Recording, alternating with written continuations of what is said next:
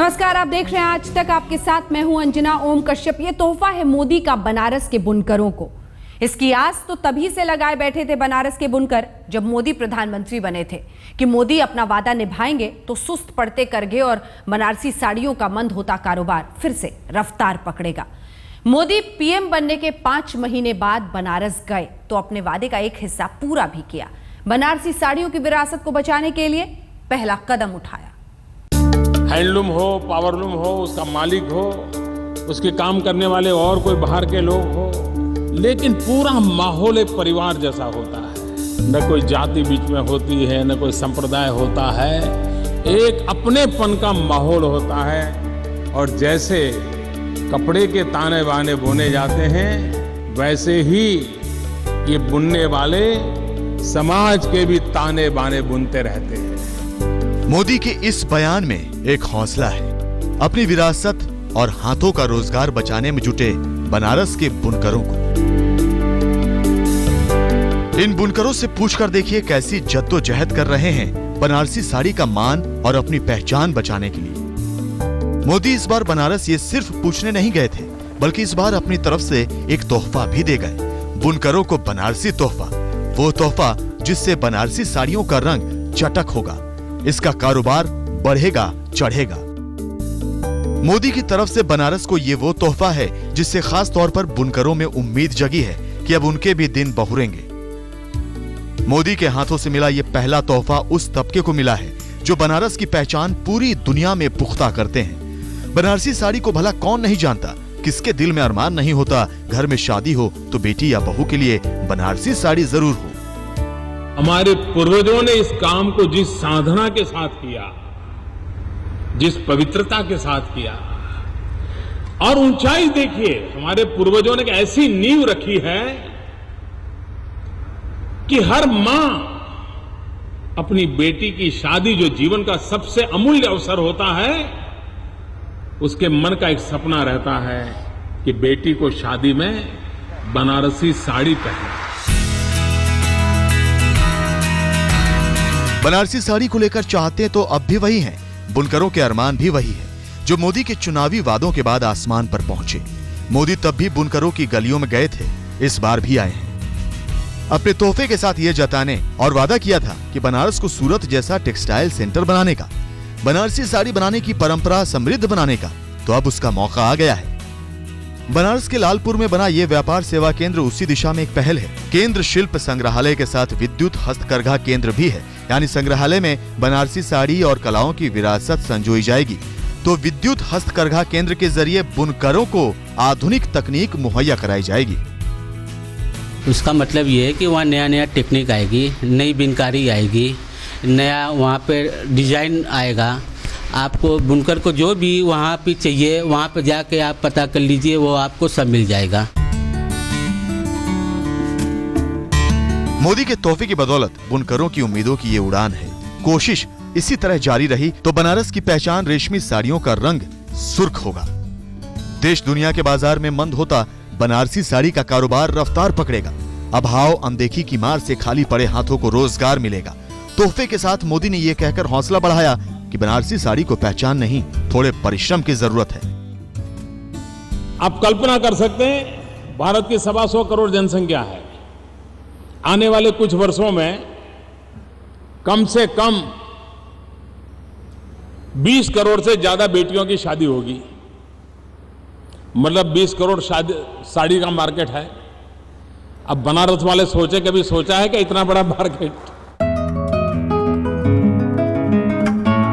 ये तो बनारस के बुनकर भी जानते हैं और मानते हैं कि शादी ब्याह के मौकों पर बनारसी साड़ियों की मांग बढ़ती है। फिर भी बनारस की ये पहचान अपनी पुरानी राह पर लौटने के लिए क्यों मददगार हाथों की बाट जोड़ रही है, ये सवाल अब भी सोचने को मजबूर करता है।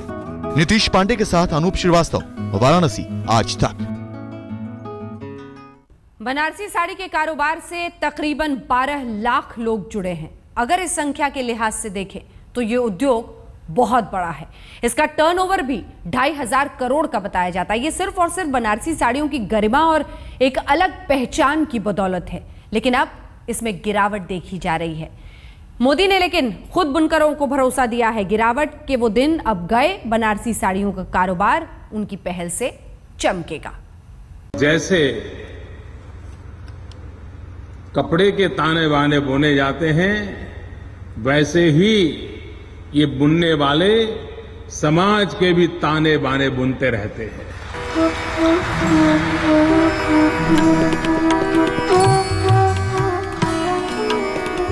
बनारस की जिस गंगा यमुनी तहजीब की एक मिसाल माना जाता है साड़ी और हस्तशिल्प का ये कारोबार, उसमें सिर्फ बनारस की विरासत ही नहीं, रोजगार की भी अपार संभावनाएं छिपी हैं। इस संभावना को मौके में तब्दील करने की बात तो बरसों से हो रही है, मगर बुनकरों के हाथ का रोजगार लगातार बदहाल हो रहा है। अब मोदी भरोसा दे रहे हैं, वो आए हैं तो इसे खेती बाड़ी के बाद दूसरा बड़ा रोजगार देने वाला उद्योग बनाएंगे। हमारे देश में कृषि क्षेत्र के बाद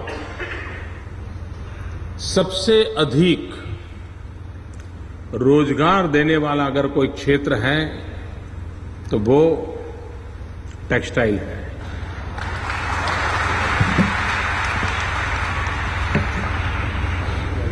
और कम पूंजी से ज्यादा लोग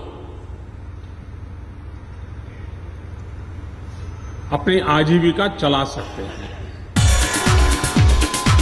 इसी भरोसे के साथ मोदी ने लालपुर में व्यापार और सुविधा केंद्र का उद्घाटन किया। बुनकरों का कारोबार चलेगा तो बनारस में रोजगार का संकट नहीं रहेगा। इसकी मदद से बनारसी साड़ियों की चमक लौटेगी तो व्यापार देश ही नहीं दुनिया में फैलेगा। इसके लिए मोदी ने जो योजना बनाई है उसके मुताबिक व्यापार केंद्र से तकनीकी सुविधा मुहैया कराई जाएगी। डिजाइनिंग में कंप्यूटर का इस्तेमाल करना सिखाया जाएगा। आधुनिक जानकारी के साथ कारीगरों को मुफ्त ट्रेनिंग दी जाएगी। बुनकरों से सीधी खरीदारी करने का प्रावधान किया जाएगा। सीधी खरीदारी से बिचौलियों को अलग किया जाएगा। इसके अलावा कारीगरों को प्रधानमंत्री जन धन योजना से जोड़ा जाएगा ताकि केंद्र से मिलने वाली वित्तीय मदद सीधे बुनकरों के खाते में पहुंचे। देखिए, जब जो मोदी जी ने जो वादा किया है, अगर वादा कामयाब था उनका, अगर वो कर देंगे तो बुनकर खुशहाल हो सकते हैं। बुनकरों के लिए ये बुनियादी पहल है। आगे मोदी का जोर इस बात पर है कि बनारसी साड़ियों और परंपरा का ताना बाना कमजोर ना पड़े। 2500 साल से जिस ताने बाने में ये अब तक चलता आया है, उसी में बस और रफ्तार देने की जरूरत है। ये एक उद्योग ऐसा है जो सर्वाधिक लोगों को रोजगार देता है, गरीब लोगों को रोजगार देता है, हमारे जुलाहे परिवार को रोजगार देता है और समाज के सब वर्ग के लोग इसमें जुड़े हुए होते हैं।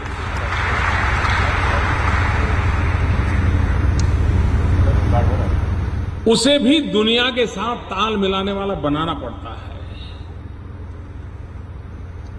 आधुनिक जो मॉडर्नाइजेशन हो रहा है उसके सामने वो टिक सके, ये व्यवस्था विकसित करनी आवश्यक होती है। लेकिन बुनकरों की राह में तकनीक ही नहीं बल्कि बाजार भी बड़ी बाधा साबित हो रहा है। परंपरा और विरासत की बातें तो अपनी जगह है, मूल मुद्दा यह है कि तैयार माल की खपत हो तो करघे की रफ्तार बढ़े और कारोबार को नई दिशा। बनारसी साड़ियों के बुनकरों की हालत देखें तो ऐसा होता तो फिलहाल नहीं दिख रहा। नीतीश पांडे के साथ अनूप सिन्हा, वाराणसी, आज तक। बाजार में खरीदारों की मांग में कैसे बिछड़ती चली गई बनारसी साड़ी। आज भी किसी घर में शादी ब्याह का मौका हो तो बनारसी साड़ी का जिक्र जरूर होता है। इसी से पता चलता है बनारसी साड़ियों की पैठ कितनी गहरी है। लेकिन इसके बावजूद कारोबार में इतनी गिरावट क्यों? दरअसल इसकी वजह है बनारसी साड़ियों पर बाजार की दोहरी मार। हम इस प्रोडक्शन क्वांटम को इतना बढ़ाएं ताकि भारत के हर परिवार की नीड है। हर परिवार एक पीढ़ी में जितनी बेटियां हैं उतनी साड़ी खरीदने की इच्छा रखता ही रखता है। यानी आपका मार्केट एश्योर्ड मार्केट है और जिनका एश्योर्ड मार्केट हो उनका काम यही होता है कि उस कस्टमर को कैसे बनाए रखे। यही तो जद्दोजहद है बनारस के बुनकरों की। बनारसी साड़ियों का चलन कम नहीं हुआ बल्कि आज भी हर घर में शादी ब्याह पर इन्हीं की हसरत की जाती है। मगर इस कारोबार को जिंदा रखने के लिए सिर्फ ये हसरतें काफी नहीं। 2500 बरस पुरानी इस विरासत को बचाने के लिए और भी बहुत कुछ चाहिए। तकनीक चाहिए, प्रोत्साहन चाहिए और सबसे बड़ी बात, बाजार में मुकाबले के लिए बेहतर नीतियां चाहिए। बनारस में जब मोदी बुनकरों को हर तरह की मदद का भरोसा दे रहे थे, तब एक सुगबुगाहट और भी सुनाई दे रही थी। सुगबुगाहट इस सवाल की कि बनारसी साड़ियां बाजार के मुकाबले में बनी रहें तो कैसे। महंगाई के मामले में बनारसी साड़ियों का उद्योग दोहरी मार झेल रहा है।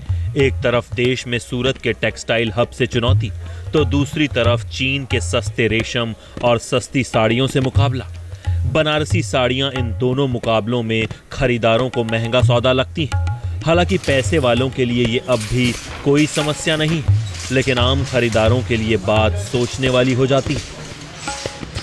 ये 20 करोड़ लड़कियों की शादियां होंगी, कितनी होंगी, और इनमें से कितने लोगों के परिवार बनारसी साड़ी की कीमत चुका सकते हैं, ये भी एक बहुत बड़ा सवाल है। यानी आधे से ज्यादा लोग तो बनारसी साड़ियां खरीदने की हसरत रखते हुए भी इसे खरीद नहीं पाते।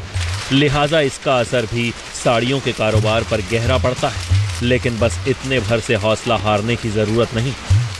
हाँ, मैं मानती हूँ कि इंडिया ही एक कंट्री है जिसमें इतने अलग अलग वीव्स हैं, जिसमें बनारसी साड़ीज में बहुत सारी हमें अलग अलग वीव्स भी देखने को मिलती हैं। एंड डेफिनेटली इंडियन टेक्सटाइल्स को प्रमोट करना चाहिए। और जब लोग देखते हैं तो एक दफा के लिए इंटरेस्ट आता है, तो जब वो नेक्स्ट खरीदी के लिए जाते हैं तो वो सोचते हैं कि क्यों नहीं हम इंडियन लुक में इस दफा ट्राई करें।